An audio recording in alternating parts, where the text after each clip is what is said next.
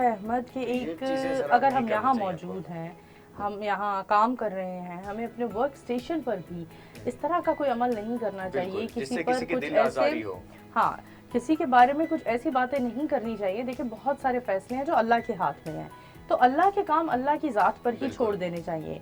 अल्लाह के काम अगर हम अपने हाथ में हैंड ओवर करने की कोशिश करेंगे तो मुझे लगता है हम अपना आप भी तबाह करेंगे, सोसाइटी भी खराब करेंगे। और क्योंकि वैसे मैं ज़्यादा इस चीज़ को डिस्कस नहीं करता क्योंकि इस प्रोग्राम का ये फॉर्मेट नहीं है, न्यूज़ में अगर बैठे हों तब तो हम बातें कर रहे होते हैं, लेकिन चीज़ ये है कि क्योंकि इस दफ़ा की जो ईद आई है, रमज़ान आया है, और ईद जो है ये बड़ी एक सियासी हलचल और तड़के वाली आई है। इसमें मुख्तलिफ चीज़ें देखी हैं, बड़े बड़े बुर्ज गिरते देखे हैं, लोगों को बनते देखा है, हाँ। और उसमें ये चीज़ें देखी हैं कि हम इखलाकियात में किस जगह पर फॉल कर रहे हैं।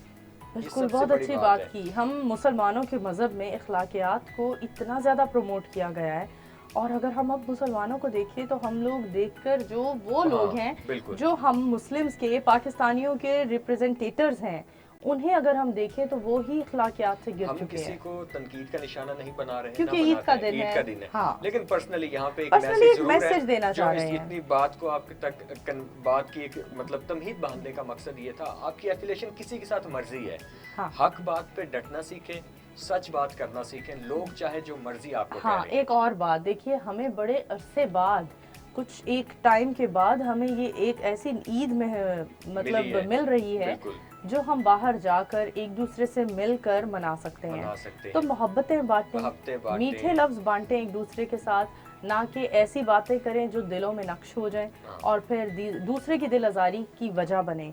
तो मैं अपने तमाम व्यूवर्स को जो मैसेज देना चाहती हूँ वो ये मैसेज है कि जैसा अहमद ने कहा कि सियासी हलचल वाली ईद गुजरी है और रमज़ान का महीना, तो इस ईद पर सियासत को और किसी भी किस्म की पार्टी, सियासी जमात को ताक रख देना चाहिए। उससे साइड पर उठाकर रख दीजिए और मिलिए एक दूसरे को। आप लोग किसी भी सियासी जमात के सपोर्टर हो सकते हैं, लेकिन सबसे पहले आप एक दूसरे के बहन भाई हैं, एक दूसरे के दोस्त हैं, रिश्तेदार हैं, एक दूसरे से मोहब्बत करने वाले इंसान हैं। तो आप लोगों को मैं यही नसीहत करूंगी कि एक दूसरे के साथ नून लीगी और यूथिया होने की हैसियत से झगड़ना बंद कीजिए। ये बहुत इंसान बनिए, मुसलमान बनिए और पाकिस्तानी बनिए। बहुत गलत अलकाबात है जिनसे हम एक दूसरे को नवाज रहे हैं, और ये ज़हनी पस्ती की इंतहा है कि हम लोगों को हमारे आने वाली नस्लें क्या सीख रही हैं इन सब चीज़ों से। बाकी ये है कि किसी भी नाराज को मनाना कोई मुश्किल नहीं होता। आपके अपने ही होते हैं। बिला झिझक ईद का दिन है, मिठाई पकड़ें, उनके घरों में जाएं, शीर खुरमा लेके जाएं, जाके गले मिले, उनको कहें कि जो बातें थी वो यहीं पर खत्म, अब एक नया स्टार्ट करते हैं जिंदगी का, ताकि मोहब्बतें फैले।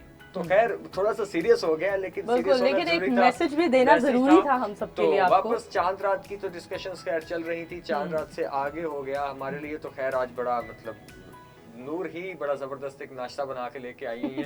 वो अलग बात है कि वो नाश्ता हम करेंगे और ये बैठ के देखेंगे, क्योंकि ये डाइटिंग पे है और निहारी पाए नो वे ईद के दिन मैं अपने तमाम व्यूअर्स को ये कहूंगी कि किसी भी किस्म की डाइट ना कीजिए। हाँ, अपनी डाइट मतवाजन जरूर रखिए, लेकिन ये ना कीजिए कि आप ये नहीं खाएंगे वो नहीं खाएंगे, जो भी खाइए बैलेंस डाइट में लीजिए।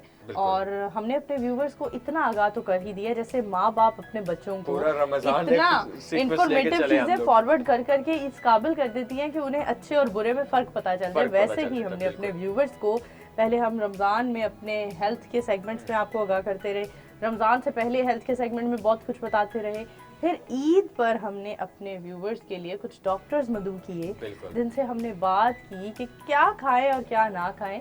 तो आप लोग बहुत कुछ सीख सकते हैं हमारे उन ट्रांसमिशन से, हमारे उन प्रोग्राम्स से। तो जी, डाइट कॉन्शियस ना हो, लेकिन इतना भी ना खाइए कि खाकर सीधे इमरजेंसी में हॉस्पिटल में चले जाएं। पढ़ते हैं और जानते हैं अहमद हर चीज डिस्कस कर रहे हैं। मेरी चांद रात आपने डटोल के रख दी। और जी ईद की ड्रेसिंग जानना चाहेंगे अहमद से कि अहमद ने ईद की ड्रेसिंग क्या बनवाई है। जी देखिए बनवाई, आपको पता है कि हमारे तो अक्सर मतलब चैनल्स की तरफ से चीजें बन के डिजाइन होके आती हैं। तो ये सब कुछ है खास तौर पर हमारे। हाँ, तो इसकी ये चीज है कि इसमें मर्द हजरात में ईद में अमूमी तौर पर जितनी भी ट्रांसमिशन होंगे शलवार कमीज ही चलती है। और वही बात जो मैंने पहले की है कि हम मर्द हजरात को क्या, हमने तो बस जो मिल गया पहन लिया, हमने कौन सा कुछ मैचिंग करना होता है। लेकिन खवातीन की तरफ जरा मूव करते हैं, इससे पहले कि ये बात मेरी तरफ कुछ ज्यादा मोल्ड हो जाए। हमारी तो सिंपल सी ड्रेसिंग होती है, आप बताएं। हमारी हर तरह की ड्रेसिंग हमारे व्यूअर्स हमारी ईद ट्रांसमिशंस में देखते रहेंगे क्योंकि हम ईद के दिन भी घर बैठने वालों में से नहीं हैं। बिल्कुल, हम अपने व्यूअर्स को एंटरटेन करने के लिए निकलेंगे घर से बाहर और निकले भी हुए हैं। तो हमारी ड्रेसिंग तो आप देखते ही रहेंगे, लेकिन ये तो वो ड्रेसिंग है जो काफी स्पेंगली क्लोथ्स है और जैसे अहमद ने बताया हमें स्पॉन्सर्ड होते हैं और चैनल की तरफ से होते हैं। तो बताते हैं आपको हमने अपनी कमाई से अपने लिए क्या बनवाया है। हाँ। जी, अपनी कमाई से अपने लिए हमने सिर्फ और सिर्फ लॉन के सादा सूट बनवाए हैं क्योंकि हम अल्लाह का शुक्र है इस अदारे से ताल्लुक रखते हैं और एक ऐसे ओहदे पर बैठे हैं जहां हम पहले ही जान जाते हैं कि होने क्या वाला है। तो जी गर्मी बहुत ज्यादा पड़ने वाली थी, हमें इस बात का पहले से इल्म था। बिल्कुल, फिर हमें घर वालों ने फरमाइशें कर रखी थी कि मटन सज्जी, मटन निहारी, फलां ढमका, तो हमने सोचा भाई हमारा तो पूरी ईद किचन में गुजरने वाली है और हमारे घर आने भी वाले हैं बहुत सारे मेहमान।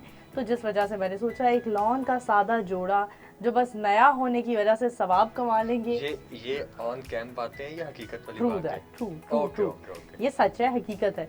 तो जी हमने सिंपल लॉन का जोड़ा सिलवाया है जो पहनकर हम घर के कामकाज भी कर लेंगे, लेकिन अगर रात में हमें कोई अपने घर दावत पर बुलाता है तो उसके लिए हमने कुछ काम वाले जोड़े भी एक दो बनवाए हैं। देखा, यानी अपने घर में अगर आपने रहना है तो आप ईद के दिन नया जोड़ा तो पहनते हैं ना। और ये तो वैसे भी सुन्नत है, ईद के दिन आपको नए जोड़े बनवाने चाहिए। अगर आप ज्यादा नहीं बनवा सकते तो एक तो बनवाए ना आप। बिल्कुल जी, और आपको इतने ही बनवाने चाहिए जितनों का आप आखिरत में जाकर इम्तिहान भी दे सके। मुझे लगता है हम तो स्पॉन्सर्ड जोड़े पहन कर सबके हम ही पहले हिसाब देंगे, सबसे पहले हम ही हिसाब देंगे। लेकिन इसमें ये चीज़ है कि मुख्तलिफ ब्रांड्स भी आप स्पॉन्सर करते हैं, उसके साथ साथ फिर हर चैनल की अपनी एक डोमेन है, जैकुरम एक अपनी थीम है ड्रेसिंग की। तो उसी के हिसाब से हर चैनल के जो अपने डिज़ाइनर्स हैं वो डिज़ाइन करते हैं, मेल्स के लिए अलग, फीमेल्स के लिए अलग। जो अभी मतलब ट्रांसमिशंस तो चल रही हैं, आप देखते रहेंगे कि जो अगली दूसरे लफ्ज़ों में कह लें कि अगला एक एंकर्स की जोड़ी आपके सामने आएगी वो किसी और ड्रेसिंग में होगी, जो हमारे बाद आएंगे वो किसी और में होंगे।